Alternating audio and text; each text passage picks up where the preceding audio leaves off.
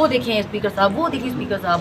भाई जब आप प्रैक्टिकल, ये मोहल्ले की कमेटी वाली आंटियां आपने पंजाब पे मुसल्लत कर दी हैं जान। 2 दिन शादियों वालों को तो वैसे ही कंडेम करना चाहिए, क्या पता अगली हम ये भी करेंगे।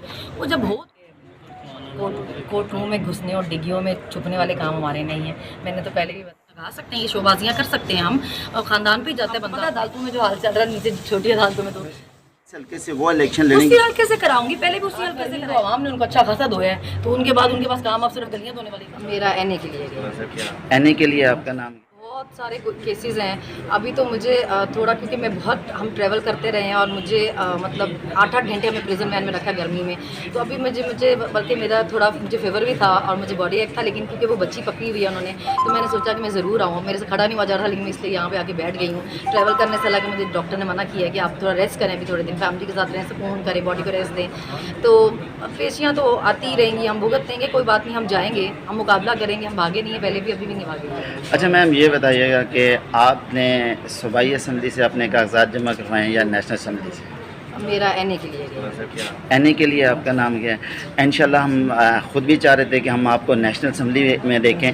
तो आप अगर वहाँ जाती हैं तो आवाज़ इसी तरह, जिस तरह कोर्ट में आती थी, बोलती थी, इसी तरह वहाँ पे आप पाकिस्तान की आवाम के लिए आवाज़ उठाएंगे? एनए में जाने का मकसद ही ये है कि जब हम जाएँ तो पंजाब में तो जिस तरह ये बदमाशी चल रही है और ये गुंडागर्दी चल रही है, एनए में जाने का मकसद ये है कि जब हम एनए में खड़े हों तो हम हर सूबे के लिए बात कर सकें। तो तब देखेंगे ना वहाँ हमें पंजाब के लिए बात करने से कौन रोकता है। Thank you. लगा सकते हैं, ये शोबाजियाँ कर सकते हैं हम, और ख़ानदान पे ही जाता है बंदा अपने। मैं तो असेंबली में भी उनकी स्पीच देख के हैरान हो रही थी कि जैसे छोटे बच्चे नहीं होते। मैंने अबू देखें कंप्यूटर में गई नई गेम, लैपटॉप पे एक नई गेम डाउनलोड कर ली है, वो देखें स्पीकर साहब, वो देखिए स्पीकर साहब। भाई जब आप प्रैक्टिकली कुछ करके दिखाएंगे अब तब इतना उछले ना। कंप्यूटर पे तो आप मुझे लैपटॉप पकड़ा दें, मैं 10 आपको 100 एक दिन में प्लान बना के दे देती हूँ, ये भी करेंगे, ये भी करेंगे, ये भी करेंगे। वो जब हो तो करें ना। सारा पैसा तो आप अपनी एडवर्टीजमेंट में लगा रही हैं, और उससे आगे आप निकलें, बाहर निकलें। में घुसने और डिग्गियों में छुपने वाले काम हमारे नहीं हैं। मैंने तो पहले भी बताया है कि ये तरीके और ये हस्ते हमें नहीं आते हैं। अगर वो मेरा नाम लेती तो मैं भी फिर FIA जाके बैठती, क्योंकि मैंने तो कोर्ट में सबके सामने जज का शुक्रिया अदा किया था, जो मेरा फ़र्ज़ था मैंने समझा अपना। क्योंकि इद्दत जैसा जो गलीज़ केस था वो हर औरत की ज़ात, किरदार और इज़्ज़त पे हमला था।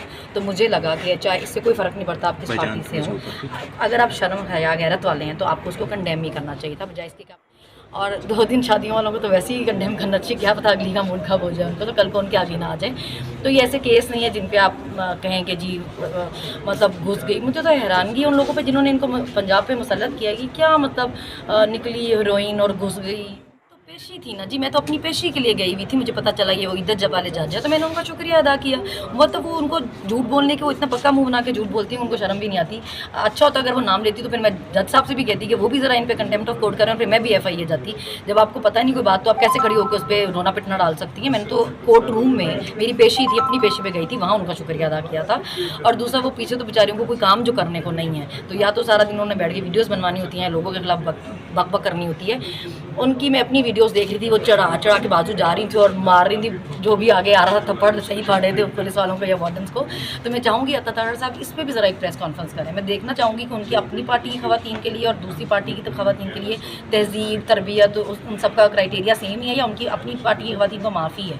अगर मैंने ऐसे किसी पुलिस वाले को मारा होता तो मेरे पे 14 पर्चे और थे दहशतगर्दी के। तो वो बीबी को इतनी सहूलत है कि वो मार रही थी, और मैं उनका एक और इंटरव्यू भी सुन रही थी, अगर हमारे लीडर को कुछ कहा तो हम उन लोगों की ईंट से ईंट बजा देंगे। हमारे भी बोलने भी हम पे दहशतगर्दियों के पर्चे हैं जो आप पे नहीं हुए, क्योंकि हमारे लीडर ने ऐसे काम किए नहीं है। वो एक तो ये ऐसी घटिया सी चीज़ें हैं, इसमें हम किसी की पार्टी, किसी औरत के लिए भी उसको बिल्कुल सपोर्ट नहीं करते। हमारे साथ हो तो भी गलत है, उनके साथ हो तो भी गलत है। मैंने तो भाई मेरे पास तो मोबाइल ही नहीं है, तो मैंने कहाँ से कुछ किया है। बहरहाल उनको शौक हो गया अपने हर चीज़ का ब्लेम मेरे सर पर डालने का। मुझे तो आगे का खतरा, पता नहीं किस चीज़ का और ब्लेम मेरे सर पर ही डाल। जैसे इस बच्ची को भी पकड़ा हुआ है अरूबा को, मैं उसको देख के हैरान हो गई हूँ कि अभी आप लोगों की घरों की इज्जतें इतनी सस्ती हो गई हैं कि अब उनकी माएँ बहनें बेटियाँ उठा लें कि जी सोशल मीडिया यूज़ करी थी। अंदर एलिगेशन बता रहे थे कि जी व्हाट्सएप ग्रुप के मेंबर थे, एक छोटा बच्चा पकड़ा हुआ है, लड़का, छोटी सी उम्र का लड़का है, और एलिगेशन सुनने के अभी व्हाट्सएप यूज़ करना भी गुनाह हो गया इस मुल्क में। कोई सोशल मीडिया का पेज की एडमिन थी तो उसको उठा के लेके आ गए हैं। मतलब शर्म कर जाएं, आपने कितना और जलील होना है, तो उसको थोड़ी बहुत इज्जत रहने दें। कब होता था हमारे मुल्क में ये कि लोगों की माएँ बहनें बेटियाँ इतनी सस्ती हो गई थी कि हर दूसरे दिन कोर्ट में पेश होती होती थी और 30 दिन के रिमांड मांगे जाते थे, दहशतगर्दियों के पर्चे हो जाते थे। तो थोड़ा खौफ खुदा करें। मुझे तो इनके घर वालों पे आ रहा था, आपके घर की खवातीन आपको नहीं कहती आप लोग क्या कर रहे हैं। चीज़ की ज़रूरत नहीं है। मैं तो उन लोगों के लिए कहना चाहूँगी, वो अंधे हैं जिनको आवाम की मोहब्बत नज़र नहीं आती खान के लिए। आप लोग खुद ज़हनी माजूर हैं, जो आप लोगों की जो मर्जी है उसको समझ नहीं पा रहे, तो आपकी ज़हनी हालत ठीक नहीं है। आप बदतमीज़ हैं अगर आपको लोगों की राय का एहतराम नहीं है तो। मतलब आप इतनी आवाम को अपने अशारों पे नहीं नचा सकते। आपको समझनी पड़ेगी ये बात, ज़बरदस्ती से कुछ नहीं होगा। अगर लोग अपनी मर्जी से अपना लीडर चुनना चाहते हैं तो उनको हक है इसका ना, ये गैर कानूनी नहीं है। आप कैसे उन पर कितने पर्चे कर लेंगे और फिर क्या होगा? आना उसी नहीं है। मैडम ये बताइएगा कि हम आपको नेशनल असम्बली में देख रहे हैं या सूबाई असम्बली में देख रहे हैं? देखिए, जहाँ भी देखेंगे मुझे आप अच्छा खासा शोर मचाते ही देखेंगे। हमारी खवातीन छोड़े ना, हमारी खवातीन को छोड़े। आप बात करने के लिए तमीज़ तो पहले दिखाए ना। डॉक्टर यास्मीन राशिद को पकड़ा हुआ है, शी इज़ 74 ईयर्स ओल्ड, एक कैंसर सर्वाइवर है, 14 महीने से ज़्यादा रिमांड पे हैं वो औरत है जो पाकिस्तान में कहीं कोई आफत आई है सबसे पहले इमदाद लेकर पहुंची है। आलिया हमजा को देखें, 3 बेटियां उसकी, अभी तक जेल में है। एक बेटी उसका वेट कर करके बाहर चली गई है, दूसरी कहती है मैंने भी यहाँ नहीं रहना, बाहर जाना है। अब क्या चाहते हैं सबके बच्चे हमें ये पाकिस्तान छोड़ के चले जाएं, इस मुल्क में कोई भी ना रहे। आप ऐसे हालात पैदा करना चाहते हैं। आपने क्या क्या नहीं किया खवातीन के साथ। वहाँ जेल में एक औरत थी जिसकी 3 साल की बच्ची थी, उसको पकड़ के लेकर आए हुए थे। उसकी 11 साल की बच्ची उसकी 3 साल की बच्ची को संभालती थी, रोहिना खान उसका नाम था। खतीजा शाह की बच्ची 5 साल की थी। मेरे 2 बच्चे हैं। तैयबा को उन्होंने कैसे बालों से खींचा, आयशा भुट्टा को रात को उसके घर से उसके भाई को सामने खींच कर लेकर आए। फायजा को उन्होंने इतना मारा लिबर्टी में कि मैं देख के शॉक रहेगी। मैं सोच नहीं सकती थी कि कभी मेल पुलिस इस तरह खवातीन को मार सकती है। फहमीदा बेगम थी जेल में, उनके साथ उनका बेटा भी 10 महीने जेल में रखा है इन्होंने। मतलब सुमैया असद थी, उनकी एक बेटी का रिश्ता टूटा, दूसरी बेटी का रिश्ता उन्होंने इस डर से डेट फिक्स कर दी कि पता नहीं मुझे जमानत मिलती नहीं मिलती, तुम्हारा भी रिश्ता ना टूट जाए। मतलब ऐसे ऐसे हालात अपने औरतों के साथ नहीं है। किसी को कुछ सिखाने पढ़ाने ज़हन साजी की जरूरत बचेगी? कुछ अपनी हरकतें तो ठीक करें ना, बातचीत करनी है, क्या करनी है? मतलब आपने हालात क्या किए? मैं बातचीत करने वाली। अभी इस बच्ची को उठा के उसके हॉस्टल से लेकर आ गए, उसके बाप को देखें, उसकी माँ को देखें, तब आप लोग क्या कर रहे हैं? शर्म बात है ना। ये तो कुछ छुपा ही रह नहीं गया कि टारगेट सिर्फ इमरान खान और पीटीआई है। ये तो अब 2 सालों में साफ पता चल गया है। हर कोई निकलता है, धरना करता है, अपनी जलसे करते हैं, मार्चेस करते हैं, कहीं कुछ नहीं होता। पीटीआई सिर्फ इतना भी कह देना कि जी हम बाहर निकलने लगे, 144 लग जाता। ये तो खुलेआम सब कुछ कर रहे हैं ना। मुझे सिर्फ ये एतराज़ है कि जब आप इतने खुलेआम सब कुछ कर रहे हैं, फिर आप मोहब्बतों की उम्मीदें मत रखें, फिर आप बातचीत की उम्मीदें ना रखें, फिर आप नफरत की उम्मीद ही रखें। क्योंकि ये सब देख के हमें हमारे बच्चों को भी कुछ सिखाने की ज़रूरत नहीं पड़ेगी। मतलब मैंने तो अपने बच्चों को इसलिए मना कर दिया था, मैं अपनी अम्मी को कहती थी उनको लेके ना आए।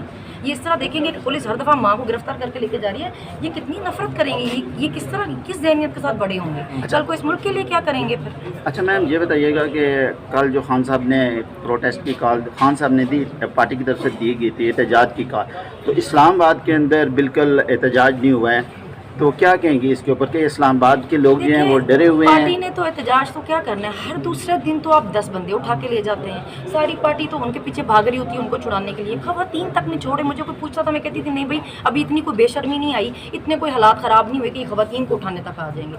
अभी तो आपने मजाक बना लिया, ऐसे जैसे औरतों की इज्जत मजाक है आपके लिए। आप किसी को भी उठा के ले जाएं, रात रखें और कहेंगे जी हम सुबह बताएंगे हमने क्या FIR की। ये कब होता था? मतलब सारी रात वो बच्ची भी कहती है, मैं पूछती रही हूँ कि मुझे किस केस में पकड़ा, क्या एलिगेशन है। जैसे मेरा केसेस में मेरे अब्बू ने इतनी रिट्स की हुई थी हाई कोर्ट में, इतनी रिट्स की हुई थी कि मतलब मेरे पे कंटेम्प्ट ऑफ कोर्ट का भी लगाया हुआ था। इन पे के अरेस्ट कर लिया, 2 केसेस का बता के, फिर तीसरे में कर लिया, फिर 3 का बता के, चौथे में भी कर लिया।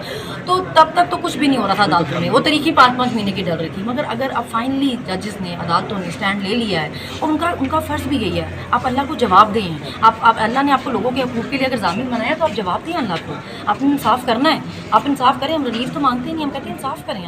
आप इंसाफ करें, हम अदालतों में हम तो तैयार हैं।